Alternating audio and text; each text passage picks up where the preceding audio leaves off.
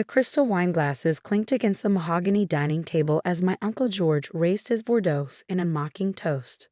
To Alexandra, he smirked. Still a nobody after 15 years. Laughter rippled around the table. My cousins, my aunt, even my own parents joined in. Only I remained silent, taking a small sip of water while discreetly checking my phone under the table. Net worth of Sullivan Industries down another 12% today. The message from my assistant read, "They don't know you own controlling interest through shell companies. Bankruptcy papers ready when you want them." I smiled, tucking my phone away. If only they knew that the nobody at their table was about to decide their company's fate. 15 years ago, I was just another business school graduate with big dreams. While my cousins joined the family company, Sullivan Industries, I chose a different path. "Throwing away your future," Uncle George had said. "The family business is your birthright." But I had seen something they hadn't. The manufacturing industry was changing and Sullivan Industries was stuck in the past. They refused to innovate, relying on outdated methods and family connections. I took my graduation money, a mere $50,000, and started investing in emerging technology companies. My first big break came when I spotted a small automation firm with revolutionary patents. I invested everything I had, then convinced other investors to join me. Within 2 years, that company's value had increased tenfold. I sold my stake and reinvested in 3 more promising startups. Each success built on the last, but I kept my growing wealth hidden. To my family, I was still the disappointing niece who had abandoned the family business. They assumed I worked as a minor investment consultant, barely making ends meet. If only they knew that my net worth had surpassed theirs 5 years ago. "At least your cousins understand loyalty," my father chimed in, gesturing to Mark and Stephen, who ran Sullivan Industries with Uncle George. "They're carrying on the family legacy." I glanced at my cousins, noting their expensive watches and designer suits, status symbols they could barely afford now that Sullivan Industries was hemorrhaging money. "How's business?" I asked innocently, knowing exactly how bad things were. My analytics team had been tracking their decline for months. "Excellent," Uncle George boasted, but I caught the slight tension in his voice. "We just landed a major contract." Lie, they had lost their 3 biggest clients in the past quarter. "That's wonderful," I replied, taking another sip of water. "I heard there were some issues with modernizing the production lines." Mark nearly choked on his wine. They had been trying to keep their outdated equipment problems quiet. "Minor adjustments," Uncle George waved dismissively. "Nothing we can't handle." "But what about you, Alexandra? Still playing with your little investments?"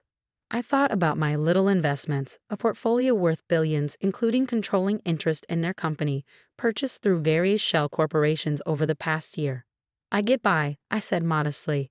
"You could have had a real career with us," Aunt Patricia added. "Instead, you chose to be, what exactly do you do again?"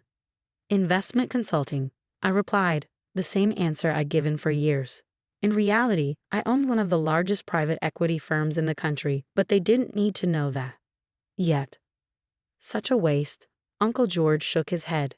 "Your cousins are executives at a major corporation, and you're just a nobody?"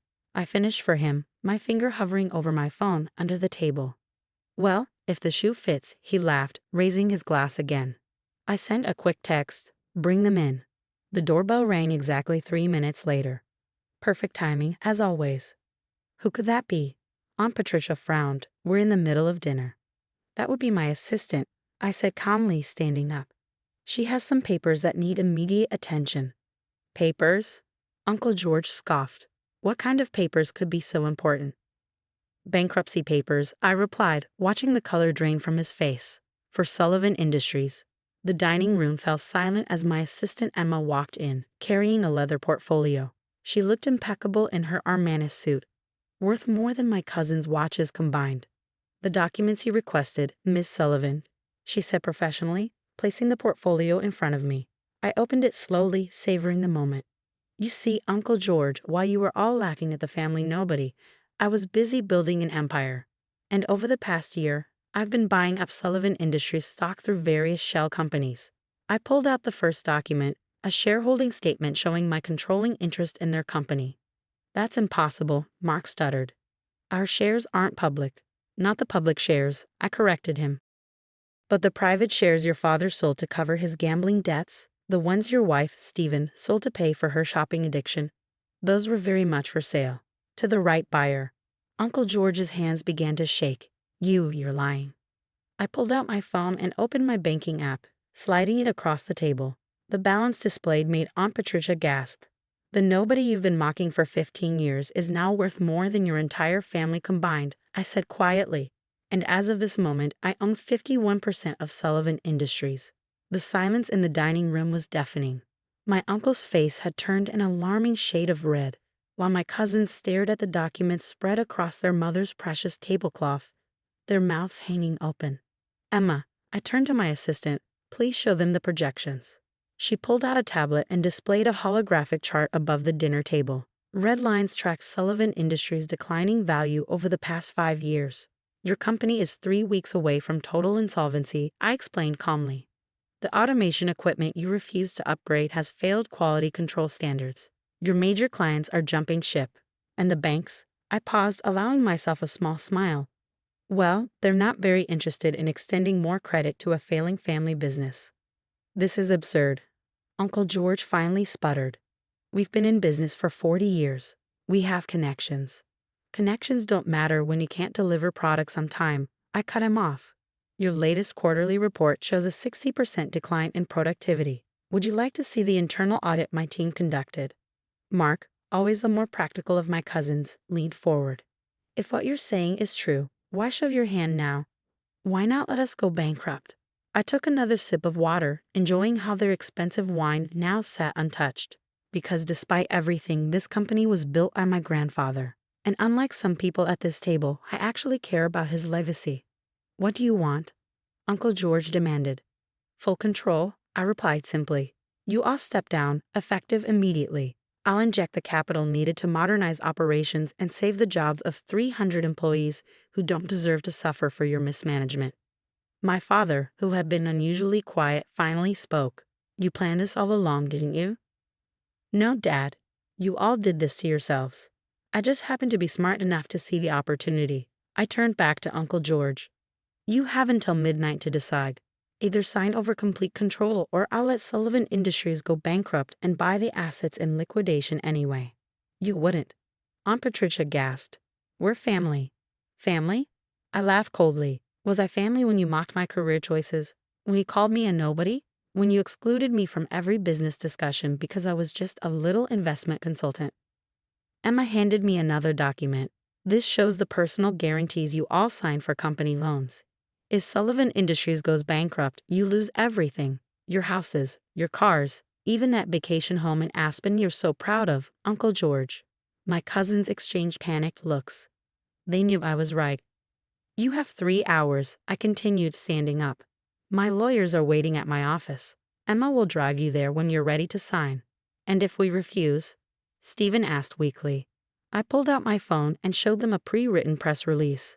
Sullivan Industries declares bankruptcy, family mismanagement cited as cause.